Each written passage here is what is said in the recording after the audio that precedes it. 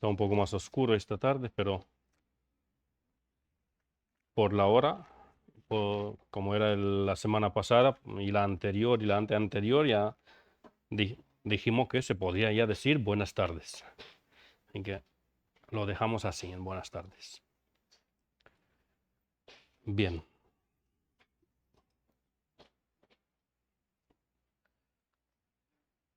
Esta tarde estamos con la segunda parte del estudio, de la clase de estudio bíblico, Razones para Orar, según cómo lo está enfocando el hermano Sinclair Ferguson. La semana anterior iniciamos con esta clase 5, la que es en... Gracias, hermano. En el libro de Ferguson es la clase número 5, pero nosotros la tenemos ya con la clase número 9, el estudio número 9. Y esta noche, primero Dios, lo terminaremos. En el estudio que tuvimos el jueves anterior, hemos visto que el apóstol Pablo fue motivado a orar por los efesios y todos aquellos a quienes ha sido enviada la carta, la epístola titulada a los efesios. El apóstol Pablo fue motivado a orar por ellos porque el Dios y Padre de nuestro Señor Jesucristo los bendijo a ellos también con toda bendición espiritual en los lugares celestiales en Cristo Jesús. Y eso quedaba extremadamente claro porque se veía en ellos los frutos de la bendición de Dios, es decir, la fe en el Señor Jesucristo y el amor para con todos los santos. Por supuesto, estos dos no son los únicos frutos de una vida transformada, pero son los dos frutos enumerados por el apóstol Pablo en el texto que hemos leído. Y con eso os invito que demos lectura a nuestro texto, pero no nos vamos a detener en el versículo 18 con la lectura, sino que vamos a leer hasta el final del capítulo 2 para que tengamos una vista más panorámica del contenido del texto.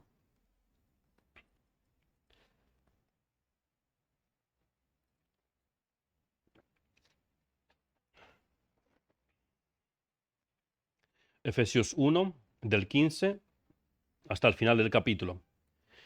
Por esta causa también yo, habiendo oído de vuestra fe en el Señor Jesús y de vuestro amor para con todos los santos, no ceso de dar gracias por vosotros, haciendo memoria de vosotros en mis oraciones, para que el Dios de nuestro Señor Jesucristo, el Padre de gloria, os dé espíritu de sabiduría y de revelación en el conocimiento de Él, alumbrando los ojos de vuestro entendimiento, para que sepáis cuál es la esperanza a que Él os ha llamado, y cuáles las riquezas de la gloria de su herencia en los santos, y cuál la supereminente grandeza de su poder para con nosotros los que creemos, según la operación del poder de su fuerza, la cual operó en Cristo, resucitándole de los muertos y sentándole a su diestra en los lugares celestiales, sobre todo principado y autoridad y poder y señorío, y sobre todo nombre que se nombrará, no solo en este siglo, sino también en el venidero.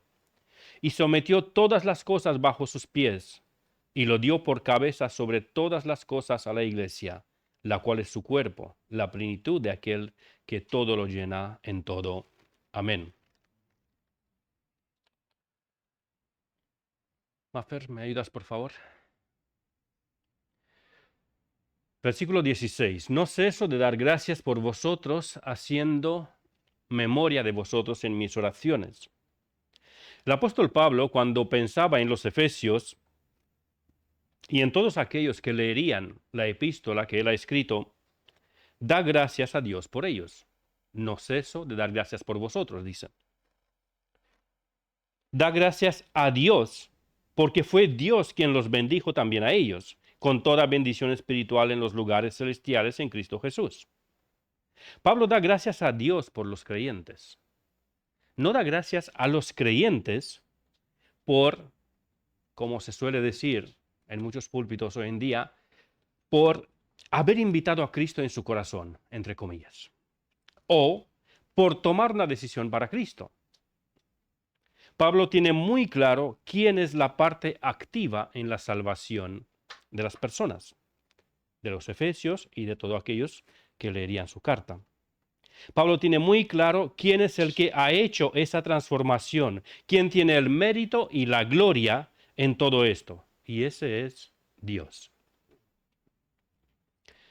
Pablo, recordando quizá su paso por aquella ciudad pagana, adoradora de Diana, pero que ahora, después de que él mismo había estado 3 años enseñándoles todo el consejo de Dios, y ahora había ahí una iglesia fuerte y madura, pensando en los creyentes en Éfeso y en otros más, porque, tal como nos explicó el hermano Julián, la epístola a los Efesios fue más bien una epístola circular y no dedicada solamente a los creyentes de la iglesia local en Éfeso.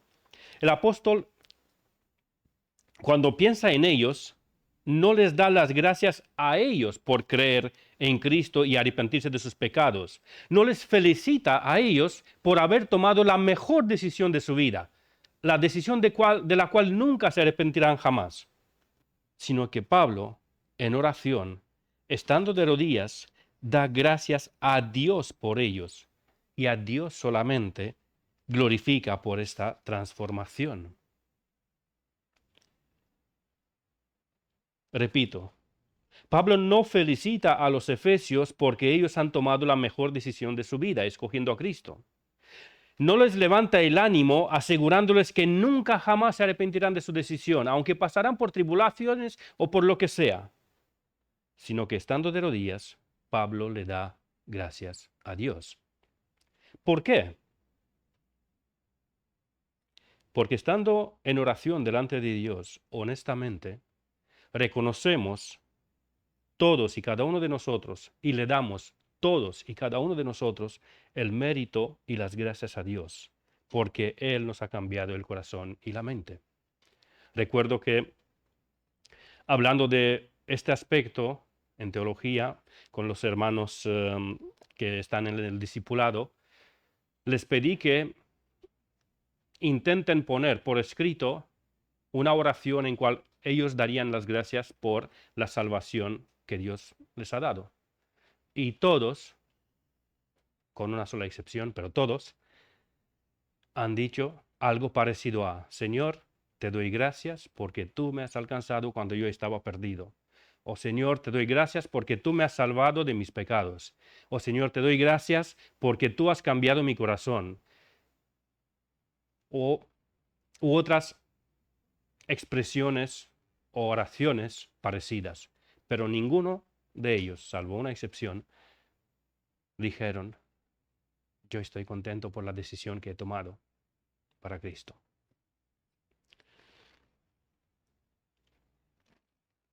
Es Dios quien ha cambiado el corazón y nuestra mente.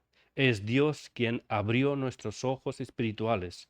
Es Dios quien ha sido aquel que nos dio vida cuando estábamos muertos en nuestros delitos y pecados. Es Dios quien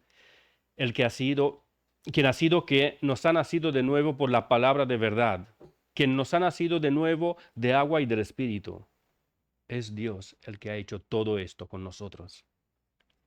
Cuando estamos de rodillas y verdaderamente le adoramos y le oramos a Dios con un corazón transformado, le damos toda la gloria y las gracias a Él porque Él nos salvó. Esta oración de agradecimiento a Dios por haberlos salvados no fue un momento aislado en la vida del apóstol y luego se olvidó, sino que, tal como dice, no ceso de dar gracias por vosotros. Fue un estado continuo de agradecimiento y alabanza a Dios en la vida de Pablo. No ceso de dar gracias por vosotros. Un estado continuo. Pablo no cesa de dar gracias por los efesios.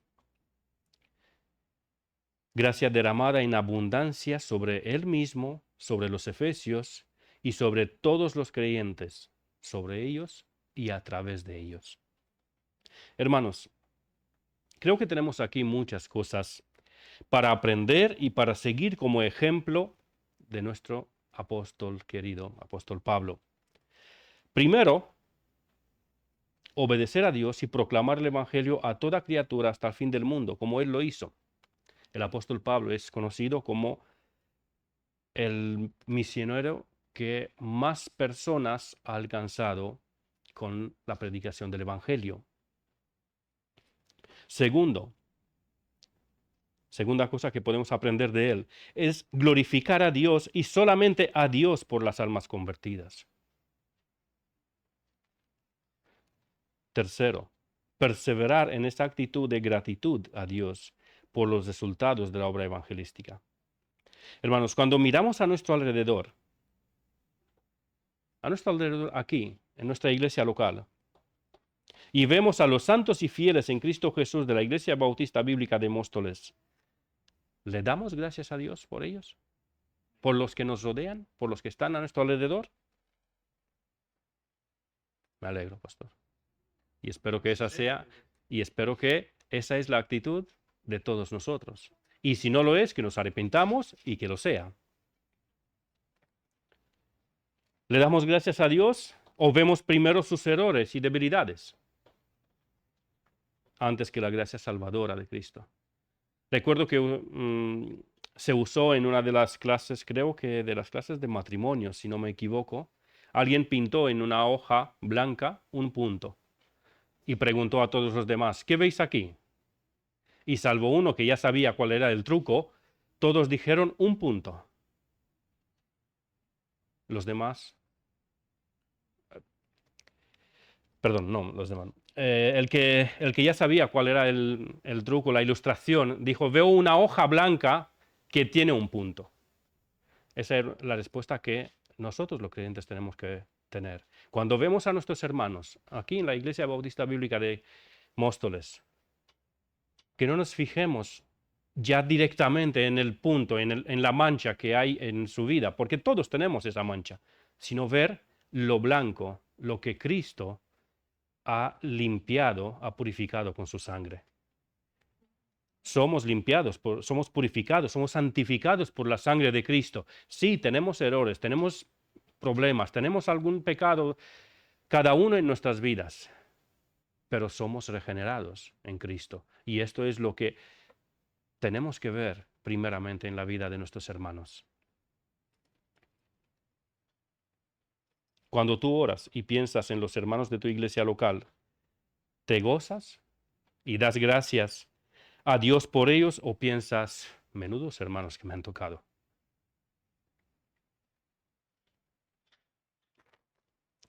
Recuerdo, y espero que a forma de broma, cuando le presenté a nuestro pastor, le presenté a Luis Cano, el pastor de la iglesia evangélica de Ciudad Real, con cual tengo mucha confianza. Espero que Luis le ha dicho eso en forma de broma a nuestro pastor. Porque les presenté y Luis le dice a nuestro pastor, dice, menuda pieza que tienes ya en tu iglesia. No lo sé, no lo sé. Yo quiero pensar que fue en broma.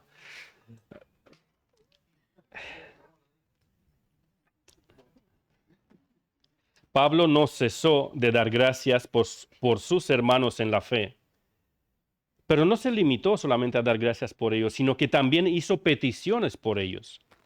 Las peticiones de Pablo para los efesios eran para que el Dios de nuestro Señor Jesucristo, el Padre de gloria, os dé espíritu de sabiduría y de revelación en el conocimiento de Él. Las peticiones de Pablo para sus lectores no son de índole temporal y terrenal. Por supuesto, no habría sido pecaminoso pedir, por ejemplo, por la salud de algún hermano enfermo o por él mismo. En otra epístola lo hace cuando cuenta que le pidió en 3 ocasiones al Señor que le quite el aguijón que tenía en la carne. No es nada malo, no es nada pecaminoso pedir por la salud de un hermano o por tuya propia.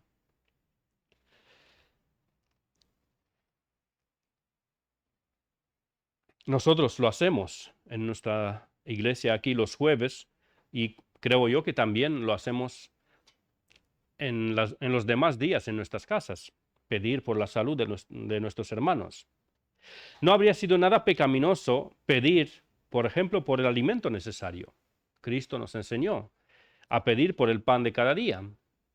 No es pecaminoso pedir por el alimento o por las necesidades que tenemos económicas. Pedir por los hermanos que no tienen trabajo o aunque tienen trabajo les es difícil llegar a fin del mes porque las condiciones, el sueldo o lo que sea son cortos, no llegan. No es pecaminoso pedir por eso. Tampoco habría sido pecaminoso pedir para que los efesios sean prosperados en todas las cosas. No es pecaminoso pedir para prosperidad. El apóstol Juan, el apóstol Juan pide en su tercera carta, pide a Dios que Dios le bendiga a Gayo y prosperándole en todo. No es pecaminoso pedir por prosperidad. Todas esas peticiones, sanidad, alimentos o prosperidad, son peticiones lícitas, no son pecaminosas. Aunque, si se convierten en el eje central de la oración, ahí sí se convierten en cosas pecaminosas. Porque en este caso ya no se busca la santidad y la gloria de Dios, sino la comodidad y el bienestar de la persona. El apóstol Pablo busca para los efesios y los demás lectores de su epístola un bien mayor y pide que Dios les dé espíritu de sabiduría y de revelación en el conocimiento de Él. John MacArthur, en su comentario al libro de Efesios, dice con respecto a este pasaje que Pablo oró para que los efesios se libraran de estar buscando lo que ya era suyo y que más bien pudieran ver que el Dios grande, que es su Dios también, es la fuente de todo lo que necesitan y que lo que tiene dispuesto para ellos, si están a su vez dispuestos para recibirlo. Tal actitud receptiva requiere que Dios mismo dé a los creyentes espíritu de sabiduría y revelación en el conocimiento de Él. Fin de la cita. Pablo ora por los efesios y los demás lectores suyos que Dios les ayude a entender, asimilar, abrazar y creer que las bendiciones espirituales que había descrito antes en los versículos de 3 al 14 les pertenecían a ellos por estar en Cristo. Y para eso se necesita, por decirlo de una forma, un esfuerzo añadido de parte de Dios, porque no es necesario, no es suficiente solamente que nos dé esas bendiciones, sino que también es necesario que nos dé un espíritu de sabiduría y de revelación para que podamos conocer y entender y abrazar y creer esas bendiciones. Porque si no, viviremos como mendigos espirituales sin creerlas y sin disfrutarlas. Hay una historia graciosa, y parece que verídica también, con respecto a un tal William Randolph Hearst, editor y ex miembro de la Cámara de Representantes de los Estados Unidos. William era un gran, no nuestro William, ese de cual dije, ese William, era un gran amante de las obras de arte. Y un día leyó en un periódico sobre una obra de gran valor y decidió añadir dicha obra a su colección, que incluso no era pequeña, su colección era muy grande. Y dio instrucciones a su agente para recorrer mar y tierra con el fin de que la consiguiera a cualquier precio y que por fin esa obra llegue en su colección. Y después de varios meses de búsqueda, su agente se presentó y le informó que encontró la obra deseada, pero que no se la podía conseguir. ¿Por qué pensáis que no se la podría conseguir? Porque ya la tenía él en su colección. Pero por tener tantas, ya ni sabía cuántas tiene. ¿Cuáles tiene? Vale, gracias. Bueno, en nuestro lenguaje de aquí de Móstoles, de Alcorcón, cuando uno, por ejemplo, tiene demasiadas camisas en el armario, ya no sabe qué camisas tiene y cuando ve una bonita en una tienda, se la compra. Y al llegar a casa se da cuenta que tiene otra igual. Pero en este caso no pasa nada, hay otros hermanos que tienen la misma talla y se la puede regalar. Amén. Hermanos, muchas veces somos como el personaje de esta ilustración en nuestra vida espiritual, porque dudamos de que las bendiciones espirituales descritas por Pablo en esa hermosa doxología, dudamos que son realmente nuestras. Sí lo pensamos a nivel mental, sí, yo sé que Dios me ha adoptado y yo sé que esto, pero vivimos muchas veces como mendigos espirituales. Espero y ruego al Señor que tanto yo y mis hermanos en Cristo de la Iglesia Bautista Bíblica de Móstoles no nos esforcemos ni supliquemos a Dios para que nos acepte en su presencia, porque somos aceptos en el amado. Espero y oro al Señor que yo y mis hermanos no pidamos nunca a Dios que nos redima, porque en Él tenemos redención por su sangre. Espero y pido al Señor que no lo supliquemos a Dios que nos adopte en su familia como hijos suyos, porque Dios en amor nos predestinó para ser adoptados hijos suyos por medio de Jesucristo. Espero y pido al Señor que yo y mis queridos hermanos no dudemos de su salvación nunca y de su herencia en Cristo Jesús, porque en Él asimismo tuvimos herencia, habiendo sido predestinados conforme al propósito del que hace todas las cosas según el designio de su voluntad, a fin de que seamos para alabanza de su gloria. Y asimismo fuimos sellados con el Espíritu Santo de la promesa, que es las arras de nuestra herencia, hasta la redención de la posesión adquirida para alabanza de su gloria. Hermanos, las bendiciones espirituales, todas, son nuestras si en verdad estamos en Cristo. Disfrutémoslas, gocemos de las extraordinarias bendiciones que nuestro amado Señor Jesucristo nos ha dado en Él. Nuestro Dios es tan bondadoso que no solamente nos ha dado esas bendiciones, sino que también nos da un espíritu de sabiduría y de revelación en el conocimiento de Él para que entendamos, abracemos y creemos que esas bendiciones son nuestras. Esto es lo que Pablo pide por los efesios.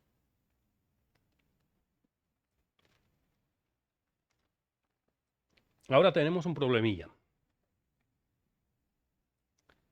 Si en el versículo 17 Pablo pide para que Dios les dé un espíritu de sabiduría y de revelación, ¿cómo es que unos 10 versículos antes, la tercera parte del versículo 7 hasta el 9, dice que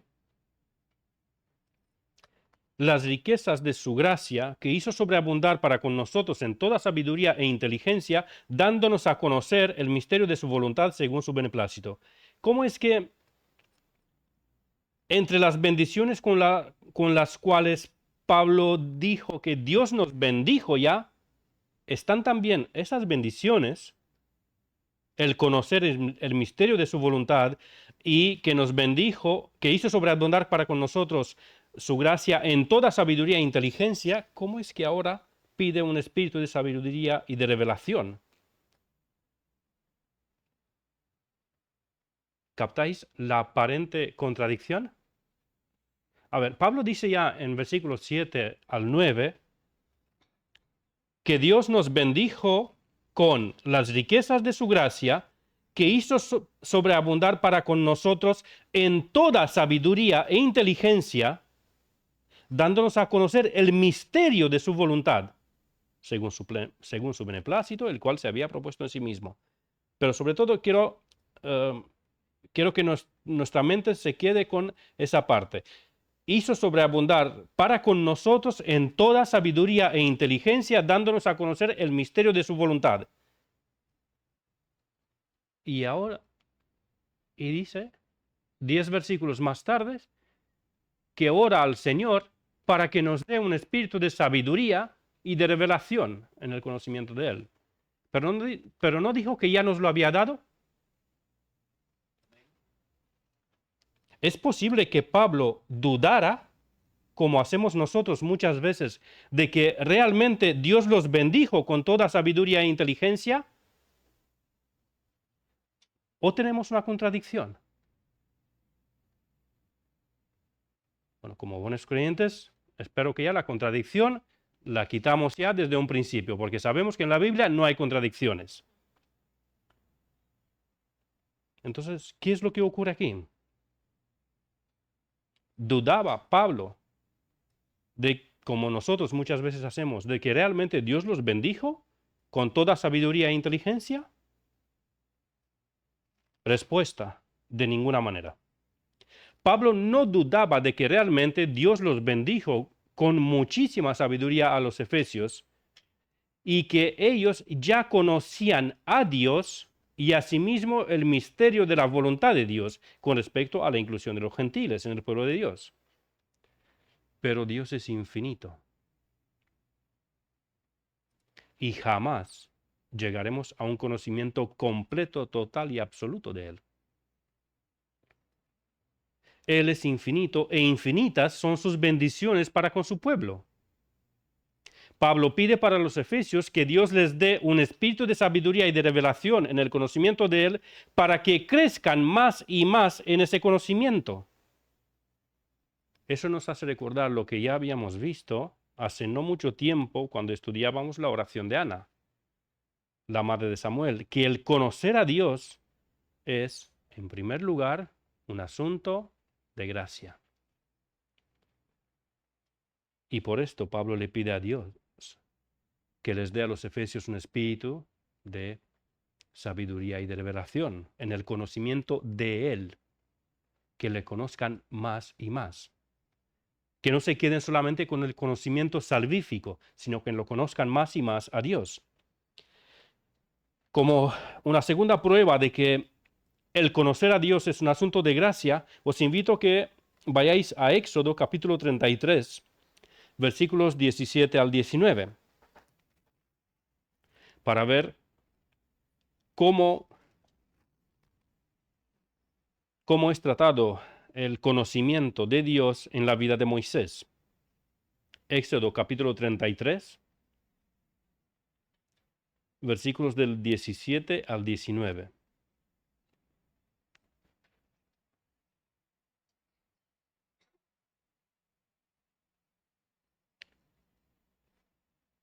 Y Jehová dijo a Moisés: también haré esto que has dicho, por cuanto has hallado gracia en mis ojos, y te he conocido por tu nombre.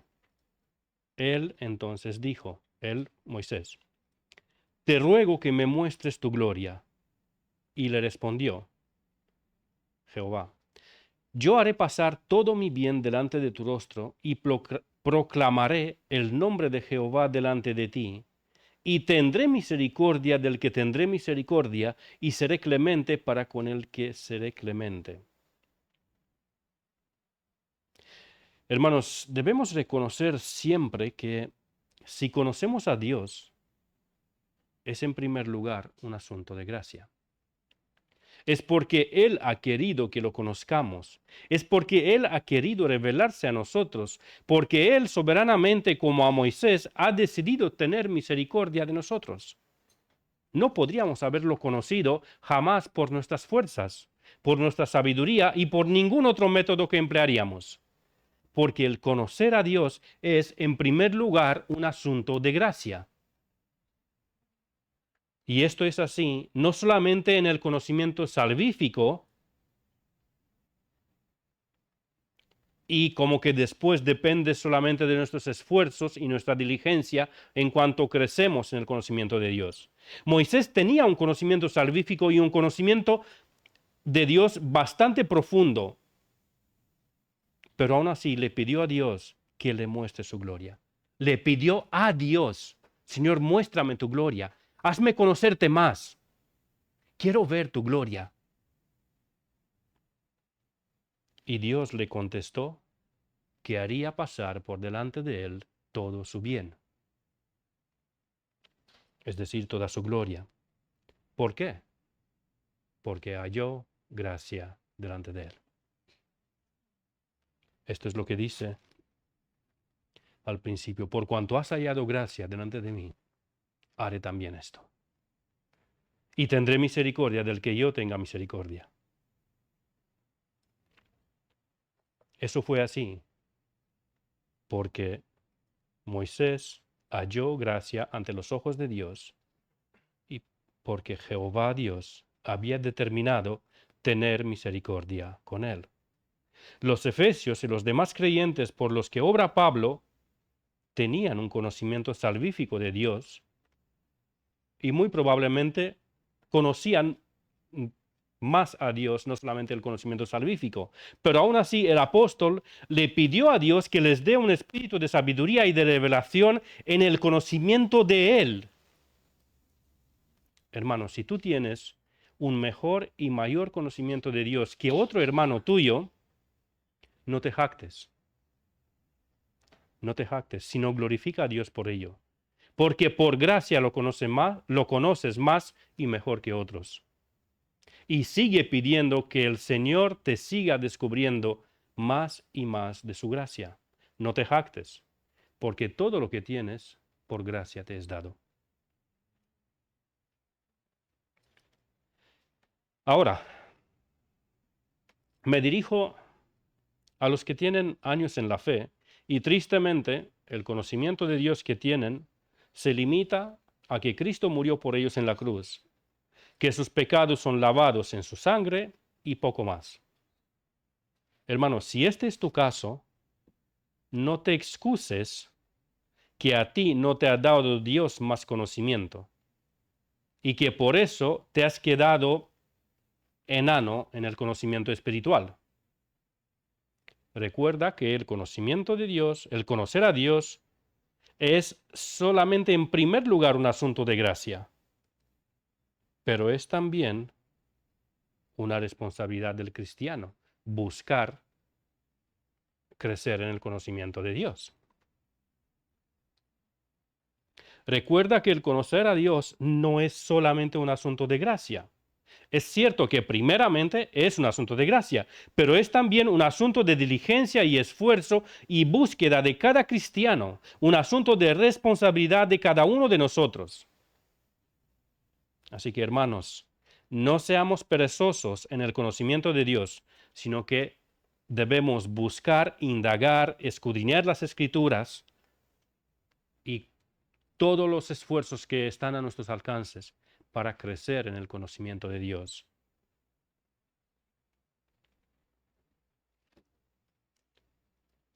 Hay también otro grupo de hermanos que cuando recién han conocido a Cristo, tenían un espíritu enseñable. Cuando eran recién convertidos, absorbían toda enseñanza que se les daba. Pero ahora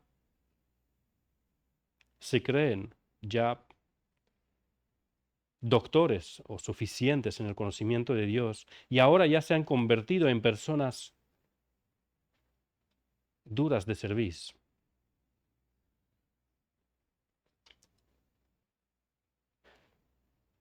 Lo que ellos han descubierto en la Biblia o lo que les han enseñado en su iglesia local,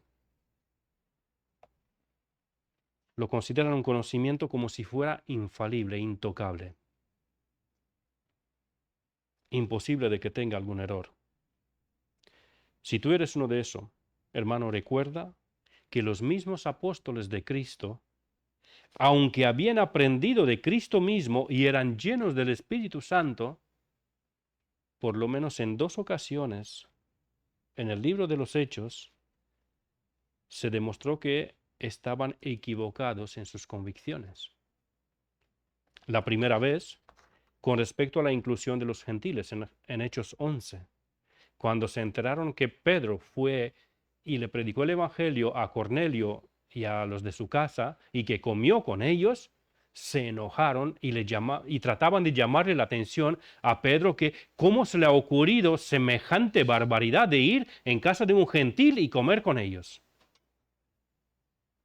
Después que escucharon lo que Pedro tenía que decirles, cómo fueron convertidos los gentiles y cómo el Espíritu Santo fue derramado sobre ellos, confirmando que Pedro no estaba equivocado en predicarles el Evangelio también a los gentiles y que ellos también estaban incluidos en la iglesia. Solamente en ese momento se tranquilizaron, estaban muy fervientes en llamarles la atención a Pedro por eso.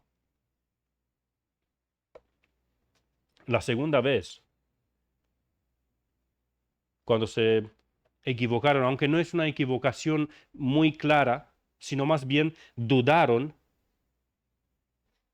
de qué es lo que tenían que hacer, lo encontramos en Hechos 15, cuando están pensando, a ver, a los gentiles se les tiene que imponer la circuncisión y el guardar la ley de Moisés o no. Esos fueron los apóstoles de nuestro Señor Jesucristo, los que escucharon de su boca, estuvieron con Él 3 años y medio aproximadamente, y estaban llenos del Espíritu Santo como nadie jamás había estado.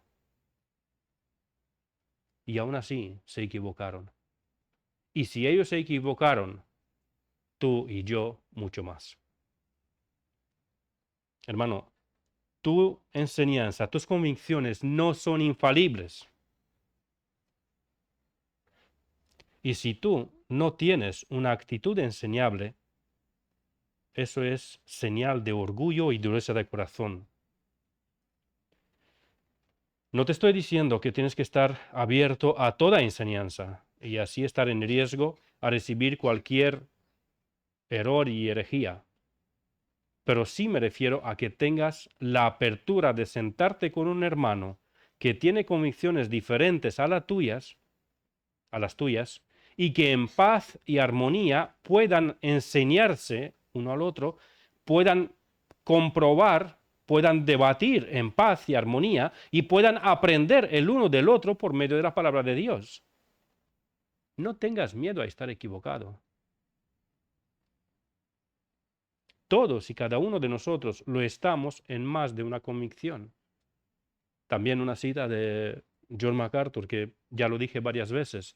Le preguntaron a John MacArthur si él cree que está equivocado en alguna de las cosas que está enseñando.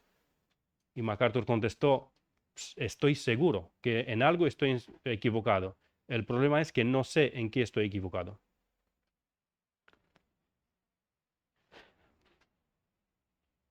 Hermanos, si nos encerramos en nuestras doctrinas y convicciones como una tortuga en su caparazón, nunca creceremos en el conocimiento de Dios. Y tampoco disfrutaremos de la comunión en amor con los hermanos.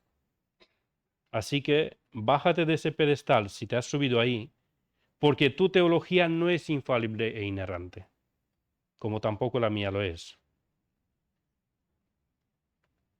Y aprovecho y os hago una vez más un llamado, una invitación a todos, a mis hermanos en la fe de aquí de la Iglesia Bautista Bíblica de Móstoles. En lo que veis que estoy equivocado, en conducta o enseñanza, en lo que sea, no me dejéis en el error. Venid y corregidme en amor. Otro aparente problema que levanta el versículo 17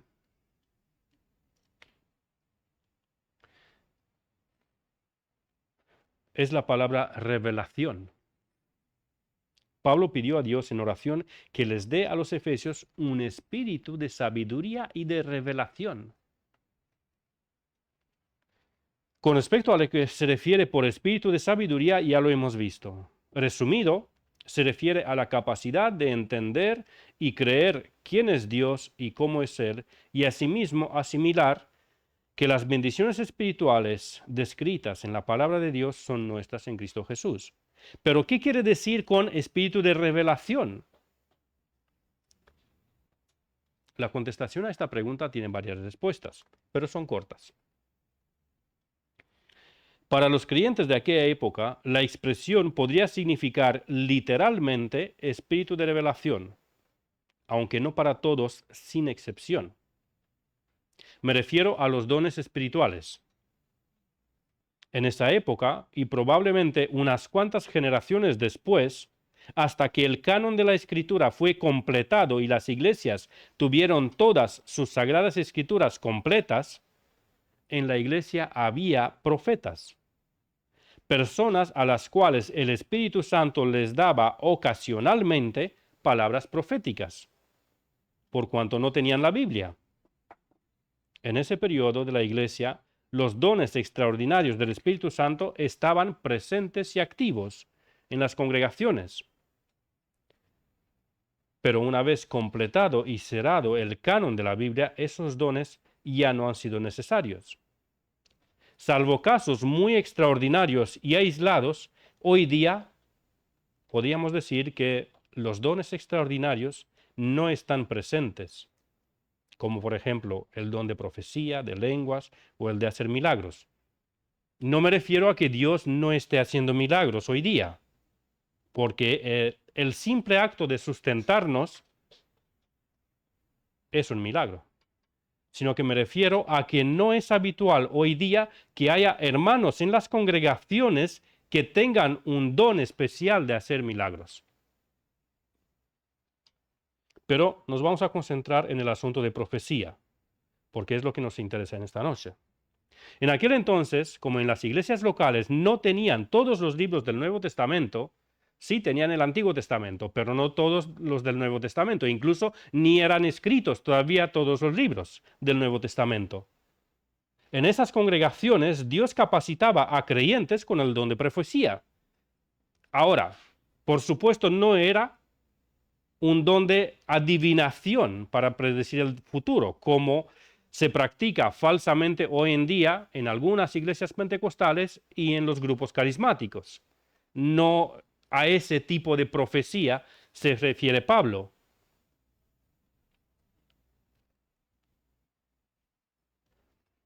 Sino que se trataba de lo que Pablo está diciendo en el texto. Es un espíritu de sabiduría y de revelación en el conocimiento de Él. No era un espíritu de revelación para decirle, Juan, el Señor te dice que tu futura esposa no es María, sino que es Luisa.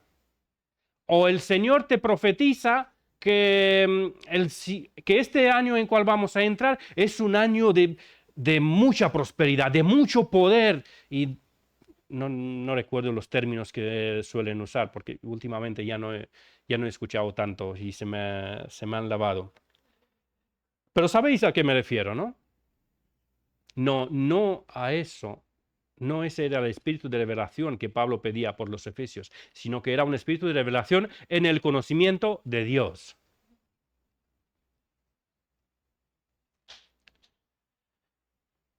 La revelación o las revelaciones que los creyentes de aquella época tenían no era como hacen los carismáticos hoy.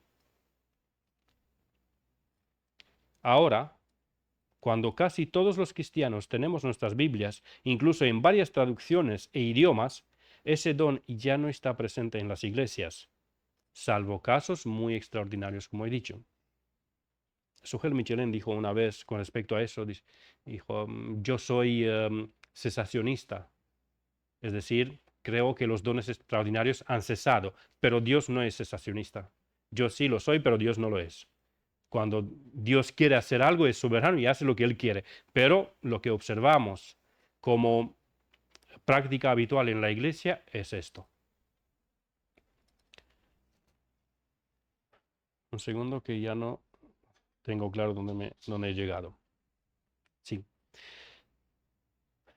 Ese don extraordinario no está presente porque la necesidad de ese don ya no se da, salvo casos muy especiales, como podría ser, por ejemplo, en las regiones del mundo donde los hermanos tienen prohibido por un gobierno opresor la posesión de la Biblia y donde hay fuertes persecuciones y castigos muy severos, incluso la pena capital.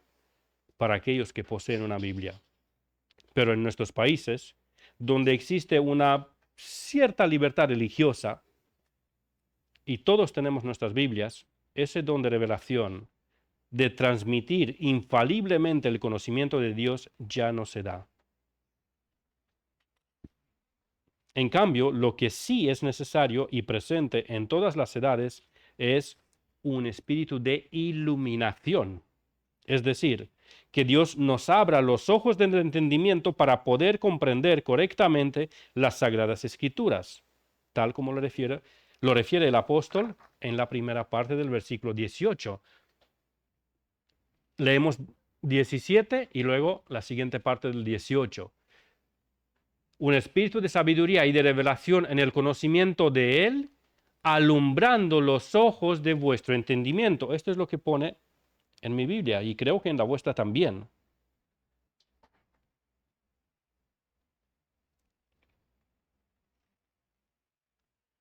No cabe ni la más mínima duda que a lo que se refiere Pablo en estos versículos no tiene nada que ver con la práctica de algunas de las iglesias pentecostales o de los grupos carismáticos, sino de un espíritu de sabiduría y de revelación en el conocimiento de Él, alumbrando los ojos de vuestro entendimiento.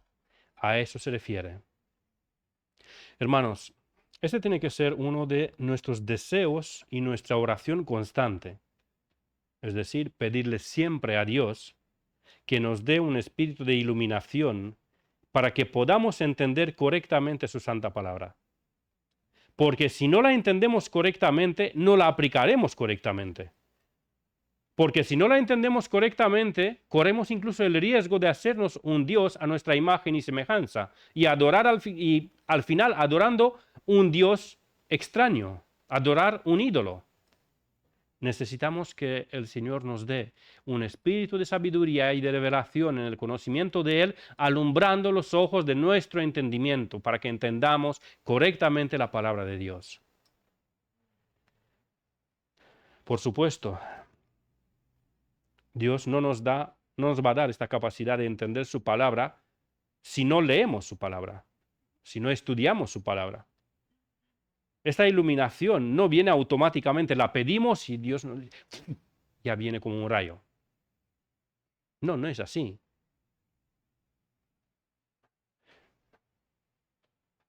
Ese espíritu de iluminación en el conocimiento de Él viene a través del mismo estudio de la palabra, leyendo, escuchando, estudiando, memorizando la palabra.